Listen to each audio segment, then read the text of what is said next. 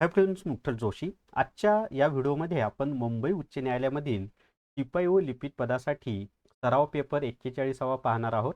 याच्या अगोदरचे 40 सराव पेपरचे 40 व्हिडिओ अपलोड केलेले आहेत, ते सुद्धा तुम्ही पाहून घ्या. आपलं जे विठ्ठल जोशी यूट्यूब चॅनल आहे ना, त्याची प्लेलिस्ट ओपन केल्यानंतर न्यायालय भरतीच्या प्लेलिस्टमध्ये तुम्हाला अगोदरचे 40 व्हिडिओ सुद्धा पाहायला मिळतील. आणि या व्हिडिओमध्ये आपण काय पाहणार आहोत माहिती आहे का? तर जी वर 20 प्रश्न पाहणार आहोत. म्हणजे जनरल नॉलेजवर 20 प्रश्न असतील, मराठी व्याकरणावर 5 प्रश्न असतील आणि अंकगणितावर 5 प्रश्न असतील. असे एकूण 30 प्रश्न आपण पाहणार आहोत. आज थोडंसं स्वरूप बदलले मी. याच्या अगोदर 25 जी के घ्यायचो, 3 मराठी आणि 2 गणित घ्यायचो. पण आजच्या सराव पेपरमध्ये स्वरूप थोडंसं बदललेलं आहे. तर शिपाई आणि लिपिक दोन्ही पदासाठी हा व्हिडिओ अतिशय महत्त्वाचा आहे. तर व्हिडिओ शेवटपर्यंत पहा आणि या व्हिडिओला सर्वांनी लाईक करावं. कमीत कमी 500 लाईक या व्हिडिओला आले पाहिजे. मी प्रत्येक व्हिडिओमध्ये म्हणतो, पण तुम्ही काही करत नाहीत. व्ह्यूज येतात पण लाईक येत नाहीत. चला, जर तुम्हाला हायकोर्ट पिऊन टेस्ट सिरीज घ्यायची असेल तर प्ले स्टोअरवरून विठ्ठल जोशी ॲप डाउनलोड करा आणि हायकोर्ट पिऊन टेस्ट सिरीज विकत घ्या. याच्यामध्ये सुरुवातीला 30च टेस्ट होत्या, पण आता 150 पेक्षा 150 पेक्षा जास्त टेस्ट यामध्ये मी दिलेले आहेत. टॉपिक वाईज टेस्ट आहेत, फुल टेस्ट आहेत आणि पर्यायातले जशाच तसे प्रश्न तुम्हाला ॲक्च्युअल परीक्षेमध्ये सुद्धा विचारले जाणार आहेत. आणि फी फक्त 200 प्लस GST आहे. इतक्या कमी फीमध्ये तुम्हाला खूप साऱ्या टेस्ट मी या कोर्समध्ये उपलब्ध करून देत आहे. चला तर मग आता पहिला प्रश्न आपण पाहूयात. तर पहिला प्रश्न आहे पहा. 1857च्या उठावा दरम्यान दिनांक 10 मे 1857 रोजी प्रत्यक्ष उठावास कोठून सुरुवात झाली? आता 1857चा जो उठाव आहे ना, त्याची सुरुवात कधी झालेली आहे ही तारीख लक्षात ठेवा बरं का. कोरून ठेवा हृदयावर. खूप परीक्षांना विचारतात की 1857च्या उठावाची सुरुवात कधी झाली? तर 10 मे 1857 या दिवशी झाली. आता कुठे झाली? तर मेरठ या ठिकाणी झालेली आहे. आता हे जे मेरठ आहे ना, हे उत्तर प्रदेश या राज्यामध्ये आहे, कानपूरच्या जवळ. तर मेरठ या ठिकाणी 10 मे 1857 रोजी 1857च्या उठावाची सुरुवात झाली. आता या ठिकाणी 1857च्या उठावाचे जे नेते आहेत, वेगवेगळ्या ठिकाणचे वेगवेगळे नेते, ते नेते पाठ करून ठेवा. 1857च्या उठावाच्या वेळी भारताचा व्हाईसरॉय कोण होता? तर लॉर्ड कॅनिंग होता. तर अशा सगळ्या गोष्टी तुम्ही व्यवस्थित पाठ करून ठेवा. परीक्षेला प्रश्न विचारले जाणार आहेत. आणि लॉर्ड कॅनिंग हाच भारताचा पहिला व्हाईसरॉय सुद्धा झाला. त्याचबरोबर 1857च्या उठावाची कारणं, परिणाम ती पाठ करा. महाराष्ट्रातील कोणत्या जिल्ह्याला ज्वारीचे कोठार असे म्हटले जाते? तर महाराष्ट्रातील न सोलापूर हा जो जिल्हा आहे ना, यालाच आपण ज्वारीचे कोठार असं म्हणतो. कारण त्या ठिकाणी ज्वारीचं उत्पादन, खास करून रब्बी ज्वारीचं उत्पादन फार मोठ्या प्रमाणामध्ये घेतलं जातं. भारताच्या मुख्य भूमीची दक्षिण सीमा कोणती आहे? आता आपल्या भारताच्या मुख्य भूमीची जी दक्षिण सीमा आहे ना, मुख्य भूमी म्हणजे कन्याकुमारी, या कन्याकुमारीचा भाग. तर 8°4' उत्तर अक्षवृत्त ही येते. आणि भारताच्या मुख्य भूमीला लागून असलेली जी सर्वात दक्षिणेकडील भाग आहे तो कन्याकुमारी आहे. आणि जर तुम्हाला नुसतं विचारलं, मुख्य भूमी विचारलं नाही, की भारताचा सर्वात दक्षिणेकडील भाग कोणता आहे, तर इंदिरा पॉइंट निकोबार बेटांच्या खाली आहे, इंडोनेशियाला जवळ आहे तो. तर इंदिरा पॉइंट हा भारतातील सर्वात दक्षिणेकडील ठिकाण आहे. आणि मुख्य भूमीला लागून असलेलं सर्वात दक्षिणेकडील ठिकाण विचारलं तर कन्याकुमारी. आणि नुसतं भारतातील सर्वात दक्षिणेकडील ठिकाण कोणते असं विचारलं तर मग त्याचं उत्तर काय द्यायचं आपल्याला? इंदिरा पॉइंट. दोन्हीमधला फरक तुम्ही समजून घ्या. आपण सुरुवातीला 20 प्रश्न जीकेचे पाहणार आहोत.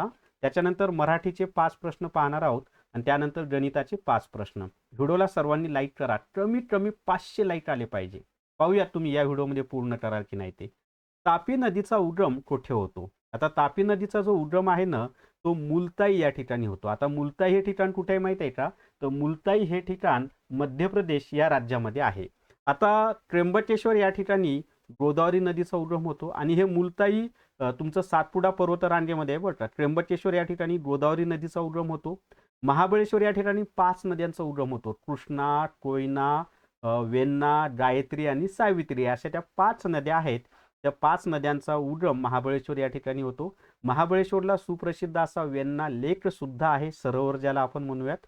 मुलताई या ठिकाणी तापी नदीचा उगम होतो. आणि अमरकंटक या ठिकाणी नर्मदा नदीचा उगम होतो. आता हे जे अमरकंटक आहे ना, हे मध्य प्रदेश राज्यात आहे आणि सातपुडा पर्वतरांगेमध्ये आहे. मुलताई सुद्धा मध्य प्रदेश राज्यात आहे, सातपुडा पर्वत रांगेमध्ये आहे.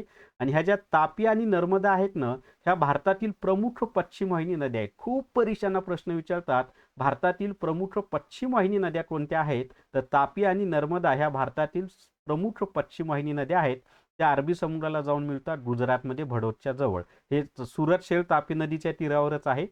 पुढे महाबळेश्वर सातारा जिल्ह्यात आहे आणि त्र्यंबकेश्वर हे नाशिक जिल्ह्यामध्ये आहे. चला त्याच्या पुढचा आता 5वा प्रश्न आपण पाहूयात. जगातील सर्वात खोल गर्ता कोणती आहे? तर जगातील सर्वात खोल जी गर्ता आहे ना, ती मरियाना गर्ता आहे आणि ती पॅसिफिक महासागर किंवा प्रशांत महासागरामध्ये आहे. जगातील सर्वात उंच ठिकाण माउंट एव्हरेस्ट जे की नेपाळ देशामध्ये आहे आणि सर्वात खोल ठिकाण हे मरियाना गर्ता. त्रिपुरा राज्याची राजधानी खालीलपैकी कोणती आहे? तर त्रिपुरा या राज्याची जी राजधानी आहे ना, ती अगरतळा आहे. कोणती आहे? अगरतळा ही त्रिपुरा या राज्याची राजधानी आहे. चला त्याच्या पुढे 7वा प्रश्न आपण आता पाहणार आहोत. सत्यशोधक समाजाची स्थापना महात्मा ज्योतिबा फुले यांनी कोणत्या वर्षी केली? तर सत्यशोधक समाजाची स्थापना महात्मा ज्योतिबा फुले यांनी 1873 मध्ये केलेली आहे आणि तारीख मला वाटते 24 सप्टेंबर आहे. मी चुकत असेल तर तसं कमेंटमध्ये सांगा, पण मी चुकत नाहीये. 24 सप्टेंबर 1873ला पुणे या ठिकाणी म्हणजे महात्मा ज्योतिबा फुले यांनी सत्यशोधक समाजाची स्थापना केली. चला त्याच्या पुढे आता 8वा प्रश्न आपण पाहूयात. 8वा प्रश्न आता तुम्हाला स्क्रीनवर दिसेल पहा. सह्याद्री पर्वतातील सर्वोच्च शिखर कळसुबाई याची उंची किती आहे? तर सह्याद्री पर्वतातील सर्वोच्च शिखर कळसुबाई याची उंची 1646 मीटर आहे. हे त्याचं उत्तर आहे, 1646 मीटर. आता हे जे कळसुबाई शिखर आहे ना, ते कोणत्या जिल्ह्यात आहे माहिती आहे का? अहिल्यानगर जिल्ह्यात. अहिल्यानगर जिल्ह्यातील अकोले तालुक्यामध्ये कळसुबाई शिखर आहे. अहिल्यानगरचं अगोदरचं नाव अहमदनगर आहे. आता कळसुबाई हे जे शिखर आहे, नो डाऊट ते अहिल्यानगर जिल्ह्यात आहे, परंतु 2 जिल्ह्यांची सीमारेषा तिथं लागून येते. एक आहे अहिल्यानगर आणि दुसरं आहे नाशिक. तर कळसुबाई हे शिखर अहिल्यानगर आणि नाशिक जिल्ह्याच्या सीमारेषेवर पण अहिल्यानगर जिल्ह्यात आणि अकोले तालुक्यामध्ये आहे. चला त्याच्या पुढे 9वा प्रश्न आपण आता पाहूयात आणि त्याची उंची 1646 मीटर आहे. सह्याद्री पर्वतामधील शिखर आहे ते. भारतामधील खालीलपैकी कोणत्या राज्याला सर्वाधिक लांब समुद्र किनारा लाभला आहे? तर भारतामध्ये सर्वात लांब समुद्र किनारा कोणाला लाभलेला आहे? तर गुजरात या राज्याला लाभलेला आहे. गुजरातला लाभलेला जो समुद्र किनारा आहे ना, तो सर्वात लांब आहे. तर गुजरातची राजधानी गांधीनगर आहे. सूर्यमालेतील सर्वात मोठा उपग्रह गॅनिमीड कोणत्या ग्रहाचा आहे? आता एक लक्षात ठेवा, सूर्यमालेमध्ये सर्वात मोठा ग्रह कोणता आहे? तर गुरु आहे. मग त्या गुरुचाच सर्वात मोठा उपग्रह कोणता आहे? गॅनिमीड आहे. तर सूर्यमालेतील सर्वात मोठा उपग्रह कोणता आहे? गॅनिमीड. आणि तो कोणत्या ग्रहाचा आहे? तर गुरु या ग्रहाचा आहे. लक्षात आले? अजूनही आपल्याला 20 प्रश्न पाहायचे आहेत मित्रांनो. पण जर तुम्हाला हायकोर्ट क्लर्क टेस्ट सिरीज घ्यायची असेल तर प्ले स्टोअरवरून विठ्ठल जोशी ॲप डाउनलोड करा आणि हायकोर्ट क्लर्क टेस्ट सिरीज विकत घ्या. याच्यामध्ये 90 प्रश्नांच्या 10 फुल टेस्ट दिलेल्या आहेत आणि टॉपिक वाईज टेस्ट सुरुवातीला 200+ होत्या, पण आता 350+ दिलेल्या आहेत. भरपूर टेस्ट यामध्ये दिलेले आहेत आणि परीक्षेत ज्या स्वरूपाचे प्रश्न येणार आहेत तसे सगळे प्रश्न दिलेले आहेत आणि फी फक्त 200+ GST आहे. तर तुम्हाला आणि याच्यामध्ये झालेले पेपर पण दिलेत बरं का. म्हणजे हायकोर्ट क्लर्क टेस्ट सिरीजमध्ये क्लर्कचे झालेले पेपर पण दिलेत आणि मी काढलेले पेपर 350+10 आणि हायकोर्ट पिऊन टेस्ट सिरीजमध्ये सुद्धा ना पिऊनचे झालेले पेपर सुद्धा दिलेत. मी काढलेले पेपर 150+ आहेत. लक्षात आले? चला त्याच्या पुढे आता 18 नंबरचा प्रश्न पाहणार आहोत आता आणि व्हिडिओ शेवटपर्यंत पहा बरं का. गणिताचे 5 प्रश्न आहेत, मराठीचे पण 5 प्रश्न आहेत. क्षेत्रफळाच्या दृष्टीने जगातील सर्वात मोठा देश कोणता आहे? तर क्षेत्रफळाच्या दृष्टीने जगातील सर्वात मोठा देश हा रशिया आहे आणि आपल्या भारताचा क्षेत्रफळाच्या दृष्टीने जगात कितवा क्रमांक लागतो माहिती आहे का? 7वा क्रमांक लागतो. भारताचा कितवा क्रमांक लागतो? 7वा क्रमांक लागतो आणि रशियाचा जगामध्ये कितवा क्रमांक आहे? पहिला क्रमांक आहे. आणि रशिया हा एकमेव देश आहे जो 2 खंडांमध्ये पसरलेला आहे. आशिया आणि युरोप या 2 खंडांमध्ये पसरलेला आहे. त्याला युरोशिया असं म्हटलं जातं. अरुणाचल प्रदेशची राजधानी कोणती आहे? तर अरुणाचल प्रदेश जो आहे ना, त्याची राजधानी ही इटानगर आहे. कोणती आहे? इटानगर ही अरुणाचल प्रदेशची राजधानी आहे. चीन त्याला दक्षिण तिबेट म्हणतो, परंतु तो आपल्या भारताचा भाग आहे. चीन काही म्हणेल. चला त्याचा पुढचा भाग आहे जालियनवाला बाग हत्याकांडाचा निषेध म्हणून सर ही पदवी कोणी परत केली? तर जालियनवाला बाग हत्याकांडाचा निषेध म्हणून गुरु रवींद्रनाथ टागोर यांनी सर ही पदवी परत केलेली आहे. आता रवींद्रनाथ टागोरांविषयी अजून माहिती द्यायची झाली तर त्यांना गीतांजली या काव्य संग्रहासाठी नोबेल पुरस्कार मिळालेला आहे, साहित्याचा नोबेल पुरस्कार. आणि नोबेल पुरस्कार मिळवणारे पहिले भारतीय रवींद्रनाथ टागोर हे आहेत, ते पण माहिती असू द्या. पश्चिम बंगालचे आहेत ते. आणि रवींद्रनाथ टागोरनी एक विद्यापीठ स्थापन केलेलं आहे पाटण त्याच्या जवळ. त्या विद्यापीठाचं नाव मला कमेंटमध्ये सांगा, त्यावरही प्रश्न परीक्षेत येऊ शकतो. भारताची प्रमाण वेळ IST म्हणजे इंडियन स्टँडर्ड टाइम ही ग्रीनिच वेळेपेक्षा म्हणजे GMT ग्रीनिच वेळेपेक्षा किती तासांनी पुढे आहे? तर भारताची प्रमाण वेळ ही ग्रीनिच वेळेपेक्षा 5 तास 30 मिनिटे म्हणजे 5.5 तासांनी पुढे आहे. आणि भारताची प्रमाण वेळ ही कुठं ठरवली जाते? तर आपल्या जे अलाहाबाद आहे, ज्याला प्रयागराज असं नाव दिलेलं आहे, तर भारतातील उत्तर प्रदेशमधील प्रयागराज इथून जाणारे जे 82.5 म्हणजे 82 अंश 30 मिनिटे पूर्व रेखावृत्त आहे, त्यावरून आपली प्रमाण वेळ ठरवली जाते. आणि हे जे ग्रीनिच आहे ना, ते इंग्लंडमधील लंडन या शहरापासून जाणारं ठिकाण आहे ग्रीनिच. तिथून जाणारं ते रेखावृत्त आहे. चला त्याच्या पुढे आहे, कोणत्या ग्रहाला पृथ्वीची जुळी बहीण असं म्हटलं जातं? त्याच्यामध्ये शुक्र नावाचा जो ग्रह आहे ना, त्यालाच पृथ्वीची जुळी बहीण असं म्हणतात. आणि शुक्र हा पृथ्वीपासून सर्वात जवळ असलेला ग्रह आहे, ते पण माहिती असू द्या. शुक्रालाच आपण पहाट तारा म्हणतो, सांज तारा म्हणतो, हे पण नाव लक्षात असू द्या. आणि सर्वात म्हणजे पृथ्वीपासून सर्वात जवळ कोणता आहे? शुक्र. आणि शुक्र हा उलट दिशेने फिरतो बरं का. म्हणजे शुक्रावर जर तुम्ही गेलात तर सूर्य पश्चिमेला उगवताना दिसेल आणि मावळताना पूर्वेला दिसेल. आपल्या पृथ्वीवर पूर्वेला उगवतो आणि पश्चिमेला मावळतो की नाही, असं का होतं? तर शुक्र हा उलट दिशेने फिरतो. क्लिअर झाले. आणि शुक्र त्याला व्हीनस म्हणतो, तो सूर्यापासून दुसऱ्या क्रमांकाचा ग्रह आहे.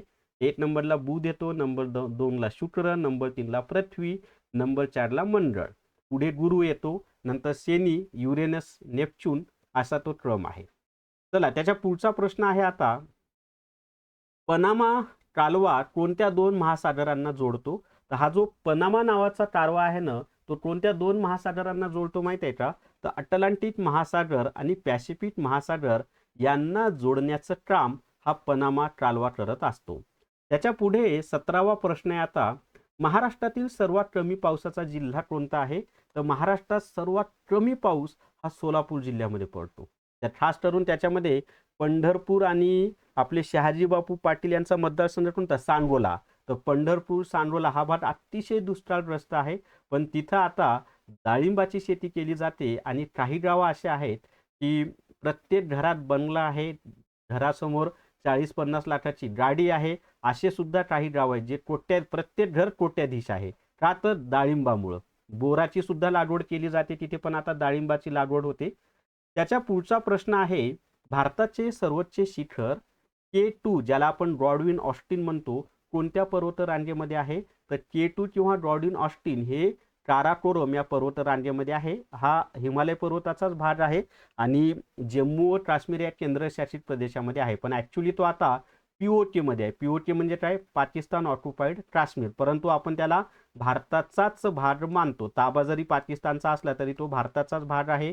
POK मध्ये आपण काही लोकसभेच्या जागा पण राखीव ठेवतो आणि जम्मू काश्मीर हे जी केंद्रशासित प्रदेश आहे त्याच्या विधानसभेच्या जागा सुद्धा आपण राखीव ठेवलेल्या आहेत. आणि POK कधी पण भारतामध्ये येईल तसे प्रयत्न पण सुरू आहेत. आफ्रिका खंडातील सर्वात उंच शिखर कोणते आहे? आता आफ्रिका खंडामधील सर्वात उंच शिखर कोणते आहे माहिती आहे का? तर त्याचं उत्तर आहे माउंट किलीमांजारो हे आफ्रिका खंडातील सर्वात उंच शिखर आहे. त्याच्यानंतर 20वा प्रश्न आहे आता, ड्रेन ऑफ वेल्थ म्हणजे संपत्तीचे वहन हा सिद्धांत कोणी मांडलेला आहे? तर हा सिद्धांत दादाभाई नौरोजी यांनी मांडलेला आहे. दादाभाई नौरोजी यांनाच म्हणजे हा सिद्धांत त्यांनी कशामध्ये मांडला माहिती आहे का? ड्रेन ऑफ वेल्थचा. तर हा सिद्धांत त्यांनी poverty and un-British rule in India हे जे त्यांनी पुस्तक लिहिलेले आहे त्यामध्ये मांडलेलं आहे. आणि भारताची पिळवणूक इंग्रजांनी कशा पद्धतीनं केली, भारतातील संपत्ती ब्रिटनमध्ये कशी नेली, त्याचं वर्णन याच्यामध्ये या पुस्तकामध्ये त्यांनी केलेलं, या सिद्धांतामध्ये केलेलं आहे आणि त्या पुस्तकामध्ये सुद्धा त्यांनी केलेलं आहे. आता याच्यानंतर आपण मराठीचे 5 प्रश्न पाहणार आहोत आणि त्याच्यानंतर गणिताचे 5 प्रश्न पाहणार आहोत.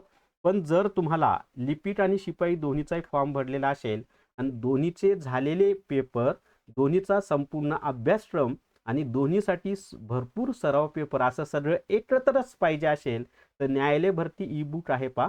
या न्यायालय भरती ई बुकमध्ये लिपिक आणि शिपाईचा संपूर्ण अभ्यासक्रम दिलेला आहे, सरावासाठी भरपूर पेपर दिलेले आहेत आणि ॲक्च्युअलमध्ये झालेले जे पेपर आहेत लिपिक आणि शिपाईचे ते सुद्धा दिलेले आहेत. याची फी फक्त 200 प्लस GST आहे. असा परिपूर्ण असा कोर्स आहे. चला त्याच्या पुढे 21 नंबरचा प्रश्न आपण पाहणार आहोत. तर 21 नंबरचा प्रश्न आहे पहा, मी आंबा खाल्ला असेल या वाक्याचा काळ ओळखा. आता मराठीचे प्रश्न आहेत. तर इथे ना मी आंबा खाल्ला असेल या वाक्याचा काळ कोणता आहे माहिती आहे का? तर या वाक्याचं जे उत्तर, आता पूर्ण भविष्यकाळ हे त्याचं उत्तर आहे. काय उत्तर आहे? पूर्ण भविष्यकाळ. का बरं ते मी तुम्हाला सांगतो. पूर्ण भविष्यकाळ काय आहे त्याचं कारण सांगतो मी तुम्हाला. खूप सोपी पद्धत आहे पहा. तर या ठिकाणी खाल्ला असेल अशा 2 शब्दांपासून क्रियापद झालेला आहे तयार. म्हणजे हे संयुक्त क्रियापद आहे. मग संयुक्त क्रियापदामधील धातू साधिताचं शेवटचं असेल ला, ली, ले, लो, ल्या. लाली, लेलो, ल्या असेल आणि त्यानंतर असेल, असेल यापैकी एखादा शब्द असेल तर ते पूर्ण भविष्यकाळाचं उदाहरण असतं. आणि दिलेल्या वाक्यातील क्रियापदाच्या रूपावरून भविष्यात एखादी क्रिया पूर्ण झालेली असेल असा बोध होत असेल तर त्यालाच आपण पूर्ण भविष्यकाळ असं म्हणतो. आता 22 नंबरचा प्रश्न पहा. 22 नंबरचा प्रश्न आहे, प्रतिदिन हा शब्द कोणत्या समासाचे उदाहरण आहे? प्रतिदिन याची जर फोड केली तर ती होते पहा प्रत्येक दिवशी. आणि हे कशाचं उदाहरण आहे माहिती आहे का? अव्ययीभाव समासाचं उदाहरण आहे. समासाचे एकूण 4 प्रकार आहेत. अव्ययीभाव समास, तत्पुरुष समास, द्वंद्व समास आणि बहुव्रीही समास. अव्ययीभाव समासामध्ये पहिलं पद महत्वाचं असतं. तत्पुरुष समासामध्ये दुसरं पद महत्वाचं असतं. द्वंद्व समासामध्ये दोन्ही पद महत्वाची असतात आणि बहुव्रीही समासामध्ये दोन्ही पद महत्वाची नसून त्यावरून तिसऱ्याच पदाचा बोध होतो. हे लक्षात ठेवा सर्वांनी हा. परीक्षेला याच्यावर सुद्धा प्रश्न विचारले जातात. चला त्याच्या पुढे आता 23वा प्रश्न आहे, रामाने रावण मारला या वाक्यातील प्रयोग ओळखा. आता एक लक्षात ठेवायचं, जर दिलेल्या वाक्यातील कर्ता त्याला जर विभक्ती प्रत्यय लादलेला नसेल तर तो टर्टरी प्रयोगाचं उदाहरण असतं. जर दिलेल्या वाक्यातील कर्माला कोणताही विभक्ती प्रत्यय लादलेला नसेल तर ते कर्मणी प्रयोगाचं उदाहरण असतं. आणि जर दिलेल्या वाक्यातील कर्ता व कर्म या दोघांनाही विभक्ती प्रत्यय लादलेला आहे तर ते भावी प्रयोगाचं उदाहरण असतं. आता या ठिकाणी मारणारा कोण आहे? राम. कर्त्याला ने हा विभक्ती प्रत्यय लादलाय की नाही? कोणाला मारले? रावणाला मारले. कर्माला विभक्ती प्रत्यय आहे का? नाही. तर कर्म हे प्रथमा विभक्तीमध्ये आहे आणि क्रियापद भूतकाळातील आहे. मग दिलेल्या वाक्यातील कर्त्याला विभक्ती प्रत्यय लादलेला असेल, कर्माला विभक्ती प्रत्यय लादलेला नसेल म्हणजे कर्म प्रथमांत असेल, म्हणजेच कर्माची प्रथमा विभक्ती असेल आणि त्या वाक्यामध्ये जर भूतकाळातील क्रियापद असेल तर डोळे झाकून ते कशाचं उदाहरण असतं भावा? कर्मणी प्रयोगाचं उदाहरण असतं. म्हणून हे कर्मणी प्रयोगाचं उदाहरण आहे. एकदम सोपं सांगितलं पहा. अशी अतिशय भन्नाट असे 3 शॉर्टकट मी तुम्हाला सांगितलेत. कर्तरी प्रयोग कसं ओळखायचं, कर्मणी प्रयोग कसं ओळखायचं आणि भावे प्रयोग कसं ओळखायचं व्यवस्थित समजून घ्या. खूप सोप्या पद्धतीनं मी तुम्हाला सांगितलेलं आहे. चला त्याच्या पुढे 24 नंबरचा प्रश्न आहे आता, निशा या शब्दाचा समानार्थी शब्द खालीलपैकी कोणता? आता निशा, हम आपके हे कोण पिक्चर पाहिला असेल ना, त्याच्यामध्ये माधुरी दीक्षितचं नाव निशा असतं पहा. सलमान खान म्हणतो निशा निशा. ते ठीक आहे, आमच्या तारुण्यातले ते पिक्चर आहेत. असू द्या, म्हणजे मी आता म्हातारा झालोय असं नाहीये. तर निशा या शब्दाचा समानार्थी शब्द कोणता आहे माहिती आहे का? तर निशाचा समानार्थी शब्द आहे रात्र. हा त्याचा समानार्थी शब्द आहे. चला त्याच्या पुढे आता 25 नंबरचा प्रश्न आहे. प्रश्न असा आहे, अचूक या शब्दाचा विरुद्धार्थी शब्द निवडा. तर अचूकचा विरुद्धार्थी शब्द कोणता आहे? चूक आहे. अचूकचा विरुद्धार्थी शब्द कोणता आहे? चूक आहे. आता आपण गणिताचे 5 प्रश्न पाहणार आहोत आणि पहिला प्रश्न आहे पहा गणिताचा. हा प्रश्न मागच्या वेळेस आपल्याला मुंबई उच्च न्यायालयाच्या लिपिक परीक्षेला आला होता, फक्त संख्या बदलल्यात पण असाच आला होता. एका चौरसाचे क्षेत्रफळ 576 चौरस सेंटीमीटर. क्षेत्रफळ सांगताना नेहमी चौ लावायचं असतं. चौरस सेंटीमीटर आहे. तर त्या चौरसाची परिमिती किती? आता एक लक्षात ठेवायचं, चौरसाच्या क्षेत्रफळाचा फॉर्म्युला लक्षात ठेवा.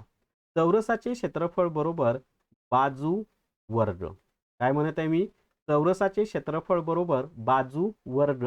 मग आता 576 हे जर क्षेत्रफळ असेल तर बाजू कशी काढणार माहिती आहे का? चौरसाची बाजू बरोबर हे जे क्षेत्रफळ दिले ना त्याचं वर्गमूळ काढायचं. म्हणजे वर्गमुळात 576. 576 कशाचा वर्ग आहे? 1 ते 30 पर्यंतचे वर्ग पाठ पाहिजेत बरं का सर्वांना. तर 576 हा 24चा वर्ग आहे. मग चौरसाची बाजू किती भेटली आपल्याला? 24 सेंटीमीटर. आता परिमिती म्हणजे काय? तर बंदिस्त आकृतीच्या सर्व बाजूंची बेरीज म्हणजे त्याची परिमिती. मग चौरसाची परिमिती बरोबर 4 गुणिले बाजू. चौरसाची परिमिती बरोबर 4 गुणिले बाजू. पाठच करून ठेवा. चौरसाचे क्षेत्रफळ बरोबर बाजूचा वर्ग. चौरसाची परिमिती बरोबर 4 गुणिले बाजू. मग बाजू किती आहे? 24. मग परिमिती किती येणार आहे या ठिकाणी?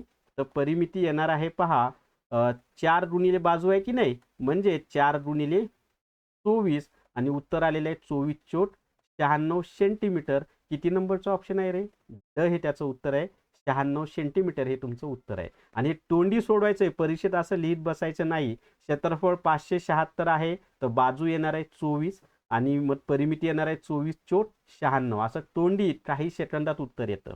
पण त्यासाठी या बेसिक गोष्टी माहिती असणं आवश्यक असतं. चला त्याच्या पुढे आता 27 आणि हे सगळे प्रश्न मी आपल्या ई बुकमध्ये किंवा ज्या टेस्ट सिरीज दिल्या त्याच्यामध्ये दिलेत बरं का. चला त्याच्या पुढे एका वर्तुळाची त्रिज्या 14 सेंटीमीटर असल्यास त्या वर्तुळाचा परिघ किती? आता वर्तुळाचा परिघ कसा काढायचा माहिती आहे का? वर्तुळाचा परिघ म्हणजेच वर्तुळाची परिमिती असते बरं का.